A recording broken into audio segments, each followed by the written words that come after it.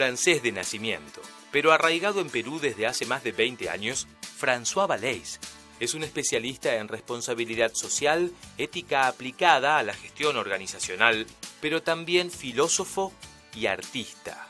Estudió filosofía en París y en esa misma ciudad se subió por primera vez a los escenarios para trabajar en improvisación teatral.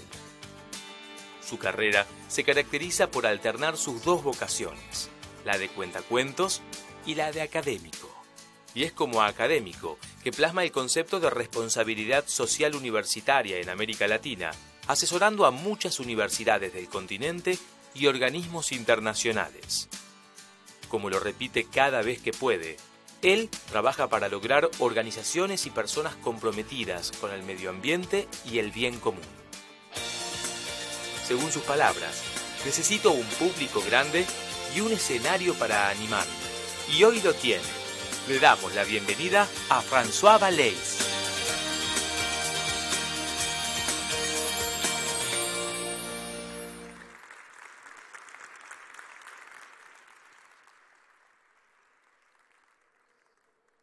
Bueno, la verdad es demasiado honor. El público grande lo tengo porque es la hora del almuerzo y están acá. Así que muchas gracias. Muchas gracias. Gracias a Alessandra Minicelli por otra vez invitarme a hacerme ese gesto de cariño que realmente me sorprende. Y bueno, como vamos a ir a comer todos dentro de un rato, voy a empezar de frente a hablarle de este tema tan difícil que es la empleabilidad. Cuenta en forma solitaria cuesta mucho. Si lo hacemos en ecoregiones para que esos recursos humanos en todas las empresas puedan tener la misma visión y la misma información en plataformas de intercambio sobre qué cosa usas tú que podría valorar yo, podemos obviamente maximizar la rentabilidad del ecosistema minimizando los costes y los esfuerzos de todos en circuitos cortos interempresas. Eso es bien importante para que la economía deje de dar 3 veces la vuelta al mundo antes de que me llegue el producto en la mesa o en el ropero, ¿no? Que realmente podemos centrarnos en economías localizadas, ¿no? Entonces, esa desmaterialización de la economía trata de divorciar el crecimiento económico de la tasa de consumo de recursos naturales. Ese divorcio hay que hacerlo absoluto, es decir, que el crecimiento económico aumente mientras disminuya o se estabilice por lo menos el uso de recursos naturales. El tema de moda en Europa occidental ahora es el factor 4, ¿no? Multiplicar por 2 la riqueza utilizando 2 veces menos recursos naturales, ¿no? Esa es una de las metas. Hay indicador para eso, ¿no? Tienen el MIPS, tienen el Rucksack, ¿no? Que viene de Alemania con ese nombre, la mochila en alemán, que es el peso muerto ecológico de un producto. Y les pongo un solo ejemplo. El peso muerto ecológico de un pantalón de jean de 600 gramos puede alcanzar 32 kilos de materias y 6.000 litros de agua. El pantalón que tienen puesto, si tienen un jean, ¿no?, puede representar 6.000 litros de agua, ¿no? Bien, ahí quería llegar yo con ese recuadro que es muy importante. ¿Qué hacemos cuando tratamos desechos? Pues no solamente hacemos un gesto para la naturaleza, sino que estamos empleando gente, estamos realmente luchando contra el desempleo. Si vierto los productos vendidos y usados al basural, empleo 10 personas. Si incinero esa basura, cosa que es pésimo para la naturaleza, empleo entre 20 y 40 personas. Si hago reciclaje, 250 personas. Eso es algo muy importante y debemos pensar en todo lo que puede generar en América Latina, ¿no?, el uso, la valoración de lo que hoy es basura, pero mañana puede ser desarrollo, puede ser riqueza, puede ser valoración. Entonces, la RCE, la verdad es que tiene que abandonar definitivamente la filantropía y empezar a evolucionar hacia la economía circular. Ok, hay buenas acciones solidarias, qué bueno, eso no es suficiente, lo sabemos todos. Bueno, hay certificaciones, entonces la empresa se vuelve el buen alumno, ¿no? El entorno sigue mal, pero yo soy una buena empresa.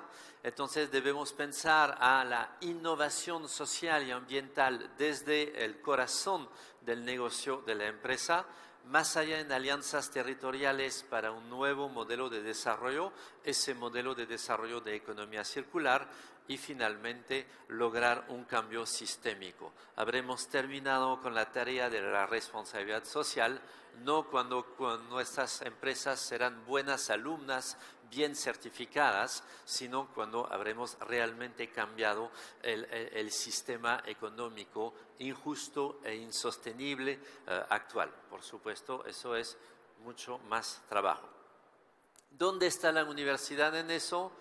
He hablado mucho de la universidad en el CIRS 2013, en el CIRS 2014. No voy a insistir, solamente le pongo las preguntas.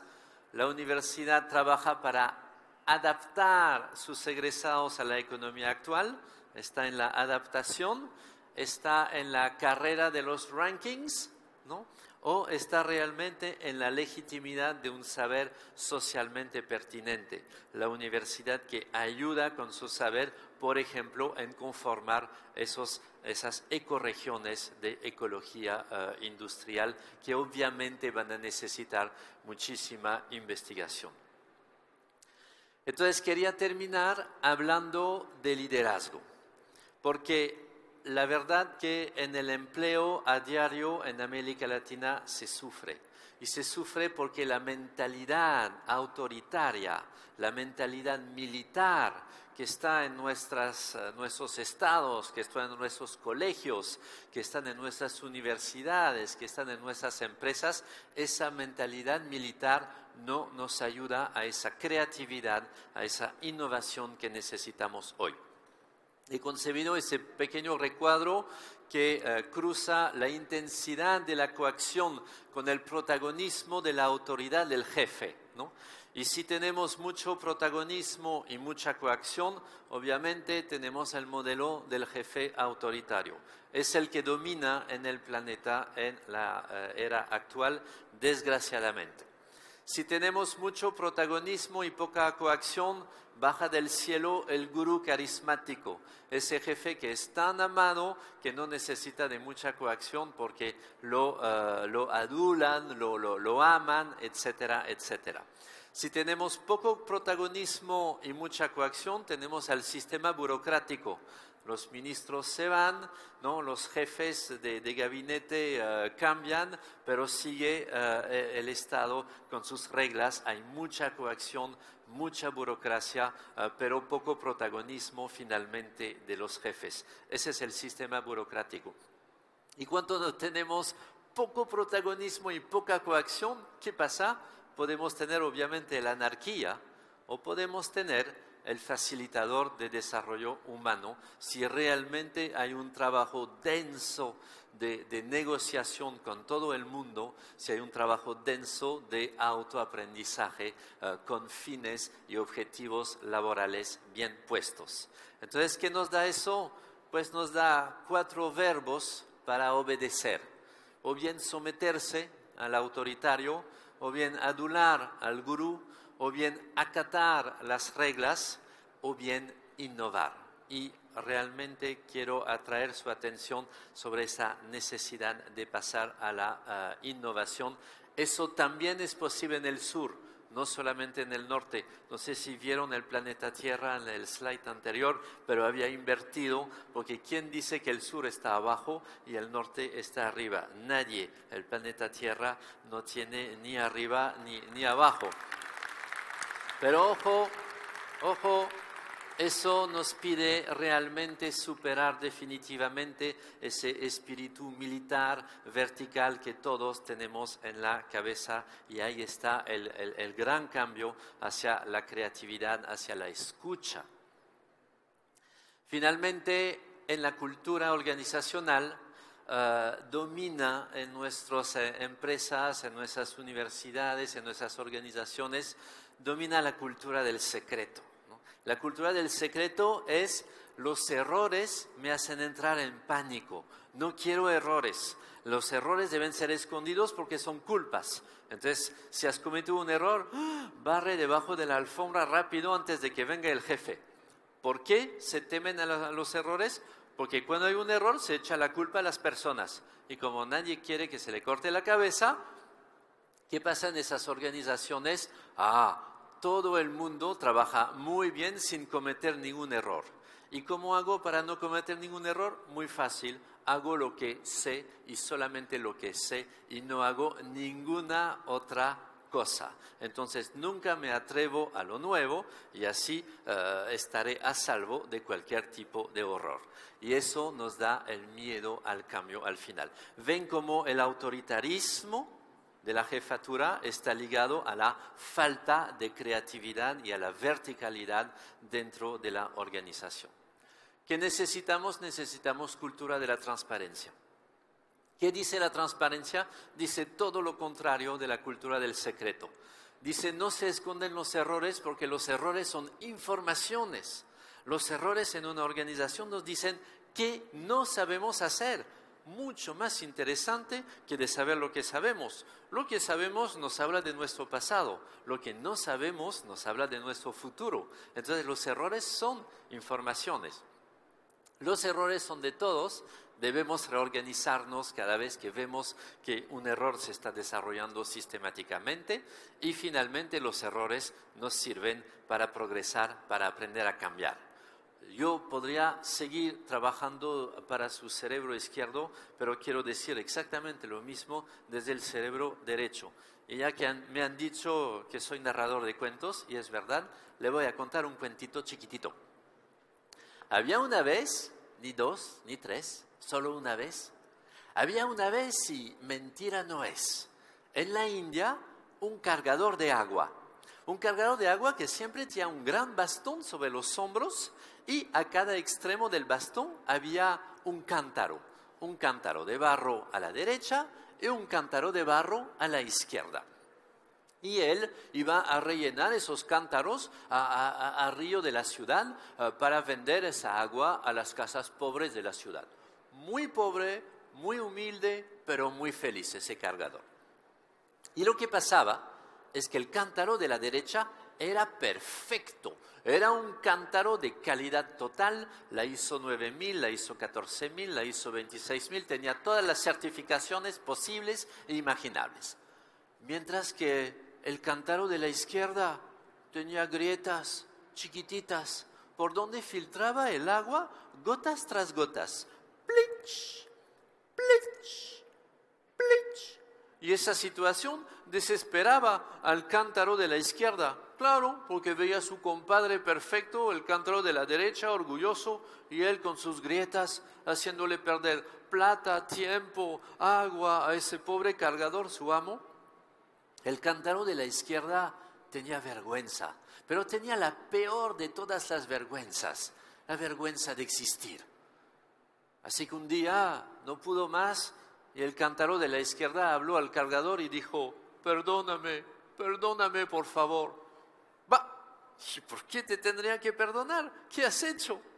Perdóname porque tengo grietas y te hago perder agua, plata, todo por mi culpa. Perdóname. Cántaro, no estoy de acuerdo contigo. Más bien, en lugar de pedir perdón, mira esas flores en tu camino. Y el cántaro de la izquierda empezó a mirar por el camino donde él andaba todos los días y había un montón de flores. Y debajo del cántaro perfecto no había ninguna flor. Ya ves, cántaro, yo siempre supe de tus grietas, así que las aproveché. He sembrado flores en tu camino para que vayas regándolas. Tanta belleza no hubiera sido posible sin tus grietas. ¿Y sabes una cosa? A mí esas flores me sirven para decorar el altar de mi maestro. Así que por favor, cántaro, quédate con tus grietas.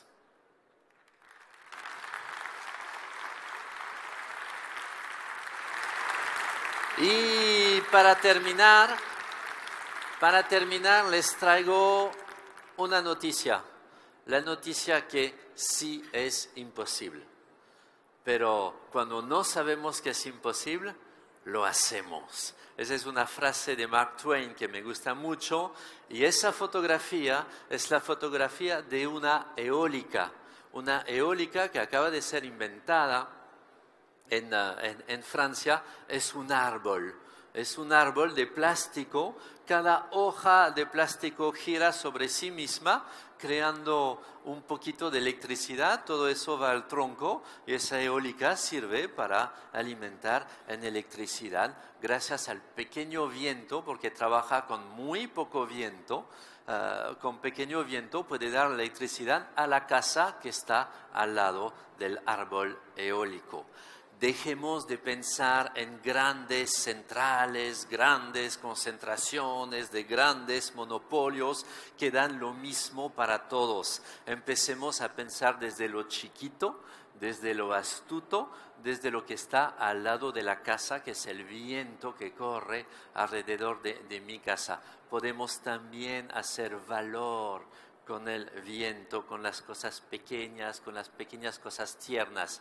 Small is beautiful. Lo chiquito es bonito, lo chiquito es lindo.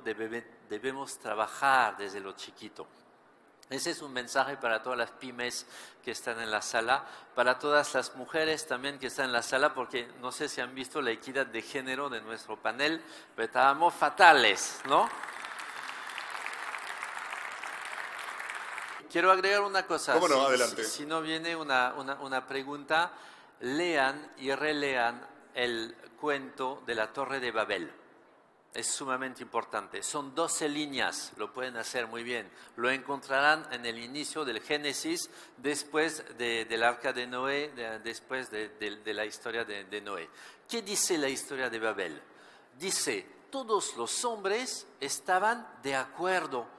Todos vivían en armonía, todos hablaban el mismo idioma y estaban todos de acuerdo para construir lo mismo al mismo tiempo, una gran torre para ir a los cielos. Entonces, la situación de Babel es una situación armónica con pensamiento único y idioma único.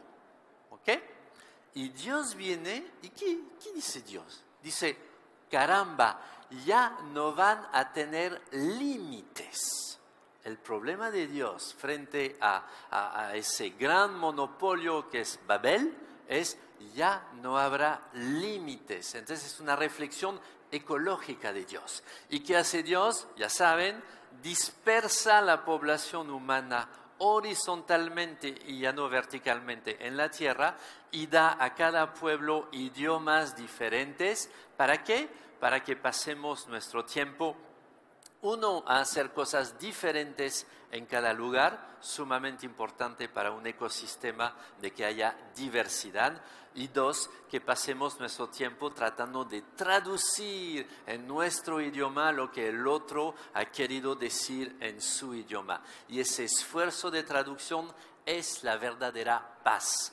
Mientras que el monopolio, la centralización y el todos hacemos lo mismo al mismo tiempo, no es la paz, no es la armonía. Es al contrario, en teoría de los sistemas, lo que se define como la crisis. Una crisis económica es cuando todos los agentes económicos hacen lo mismo al mismo tiempo. Entonces, por favor, small is beautiful y que viva la diversidad, que viva la diferenciación, que viva el Dios post-babélico.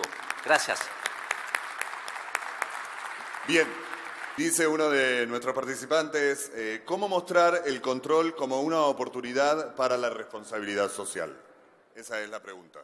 ¿El control? Sí. Oh, Leí bien. el control sí. Es muy importante cuando es autocontrol.